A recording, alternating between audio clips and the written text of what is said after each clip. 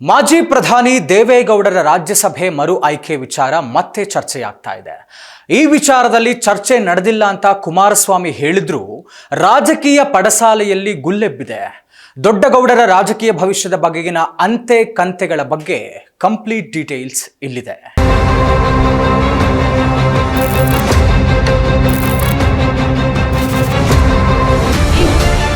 ರಾಜ್ಯಸಭೆಗೆ ಮರು ಆಯ್ಕೆಯಾಗ್ತಾರಾ HDD?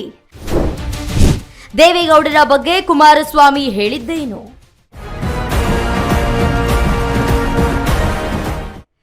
JDS ವರಿಷ್ಠ ಮೈತ್ರಿ ನಾಯಕ ಎಚ್ಡಿ ದೇವೇಗೌಡರ ರಾಜಕೀಯ ಭವಿಷ್ಯದ ವಿಚಾರ ಮತ್ತೆ ಚರ್ಚೆಗೊಳಪಡುತ್ತಿದೆ.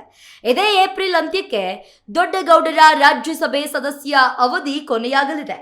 ಇದರ ಬಳಿಕ ದೇವೇಗೌಡರು ಮರು ಆಯ್ಕೆ ಆಗ್ತಾರೋ ಇಲ್ವೋ, ಆಗೋದಾದ್ರೆ ಎಲ್ಲಿಂದ ಹೇಗೆ ಅನ್ನೋ ಪ್ರಶ್ನೆ ರಾಜ್ಯ ರಾಜಕಾರಣದಲ್ಲಿ ಕುತೂಹಲ ಹುಟ್ಟಿಸಿದೆ. ಮೈತ್ರಿ ಪಕ್ಷದ ಒಳಗೂ ಇದು $1 ಮಿಲಿಯನ್ ಪ್ರಶ್ನೆಯಾಗಿಯೇ ಉಳಿದುಕೊಂಡಿದೆ. ಇಲ್ಲಿಯವರೆಗಿನ ಚರ್ಚೆಗಳ ಪ್ರಕಾರ ದೇವೇಗೌಡರನ್ನ ಮುಂಬೈನಿಂದ ರಾಜ್ಯಸಭೆಗೆ ಕಳಿಸಲು ಚರ್ಚಿಸಲಾಗ್ತಿದೆಯಂತೆ. ಯಾಕಂದ್ರೆ ರಾಜ್ಯದಲ್ಲಿ ಮತಬಲದ ಲೆಕ್ಕಾಚಾರದಲ್ಲಿ ಬಿಜೆಪಿಗೆ ಸಿಗೋದು ಓರ್ವ ರಾಜ್ಯಸಭಾ ಸದಸ್ಯರನ್ನ ಆಯ್ಕೆ ಮಾಡುವ ಅವಕಾಶ. ಈ ಅವಕಾಶದಲ್ಲಿ ನಮ್ಮದೇ ಪಕ್ಷದ ನಾಯಕನನ್ನ ಆಯ್ಕೆ ಮಾಡಬೇಕು ಅನ್ನೋದು ಅವರುಗಳ ಚಿಂತನೆ. ಯಾಕಂದ್ರೆ ಮೈತ್ರಿ ಪಾಲನೆ ಹೆಸರಲ್ಲಿ ಕಾರ್ಯಕರ್ತರಿಗೆ ಅವಕಾಶ ವಂಚನೆಯಾಗ್ತದೆ. ಇದನ್ನ ಈ ಬಾರಿ ಸರಿಪಡಿಸಿಕೊಳ್ಳಬೇಕು ಅನ್ನೋದು ಅವರುಗಳ ಲೆಕ್ಕಾಚಾರ. ಮೈತ್ರಿ ಹೆಸರಲ್ಲಿ ಎಲ್ಲವನ್ನ ಜೆಡಿಎಸ್ಗೆ ಬಿಟ್ಟುಕೊಡೋದು ಸರಿಯಲ್ಲ ಅನ್ನೋದು ಅವರುಗಳ ಲೆಕ್ಕಾಚಾರ. ಈ ಹಿನ್ನೆಲೆಯಲ್ಲಿ ಬಿಜೆಪಿ ರಾಜ್ಯ ನಾಯಕರು ತಮ್ಮ ನಿರ್ಧಾರವನ್ನ ವರಿಷ್ಠರ ಗಮನಕ್ಕೆ ತಂದಿದ್ದು ಮುಂದಿನದನ್ನ ನೀವೇ ನಿರ್ಧರಿಸಿ ಎಂದಿದ್ದಾರೆ. ರಾಜ್ಯಸಭೆಗೆ ಮತ್ತೆ ಬರ್ತಾರಾ ದೊಡ್ಡಗೌಡರು? ಆದರೆ ರಾಜ್ಯ ಬಿಜೆಪಿ ನಾಯಕರ ಈ ನಿರ್ಧಾರಕ್ಕೆ ದೇವೇಗೌಡರು ಸದ್ದಿಲ್ಲದೆ ತಿರುಗೇಟನ್ನ ನೀಡಿದ್ದಾರೆ. ದೊಡ್ಡಗೌಡರ ಆಪ್ತರ ಮಾಹಿತಿ ಪ್ರಕಾರ ಮೋದಿ ರಾಜ್ಯಕ್ಕಾಗಮಿಸಿದ ವೇಳೆ ದೇವೇಗೌಡರು ಈ ವಿಚಾರವನ್ನ ಅವರ ಕಿವಿಗೆ ಹಾಕಿದ್ರಂತೆ. ನನ್ನ ರಾಜಕೀಯ ಜೀವನ ಇರೋದೇ ರಾಜ್ಯಕ್ಕೆ, ಮತ್ತೊಮ್ಮೆ ನನ್ನ ಆಯ್ಕೆ ಮಾಡಿಸೋದಾದ್ರೆ ಇಲ್ಲಿಂದಲೇ ಮಾಡಿಸಿ, ಬೇರೆ ಕಡೆ ಬೇಡ ಅಂತ ಹೇಳಿದ್ದಾರಂತೆ.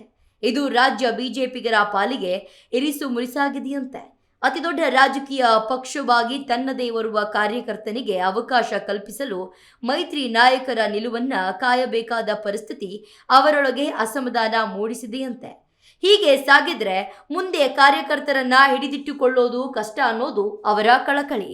ಆದ್ರೆ ಇವೆಲ್ಲದಕ್ಕೂ ವರಿಷ್ಠ ಬಳಗವೇ ಸ್ಪಷ್ಟನೆ ಕೊಡಬೇಕು. ಅಲ್ಲಿಯವರೆಗೂ ಜಸ್ಟ್ ವೈಟ್ ಅಂಡ್ ವಾಚ್ ಅನ್ನೋದಷ್ಟೇ ಬಿಜೆಪಿಗರ ಕೆಲಸ.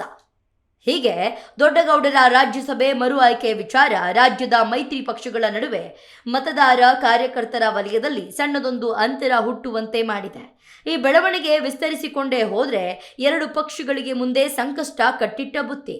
ಈ ವಿಚಾರವನ್ನ ಬಿಜೆಪಿ ವರಿಷ್ಠರು ಅರ್ಥ ಮಾಡಿಕೊಂಡು ಸರಿಯಾದ ಲೆಕ್ಕಾಚಾರ ಮಾಡಿ ಸಮಸ್ಯೆ ಇತ್ಯರ್ಥ ಪಡಿಸಿಕೊಂಡರಷ್ಟೇ ಮೈತ್ರಿ ಭವಿಷ್ಯ ಉಜ್ವಲ.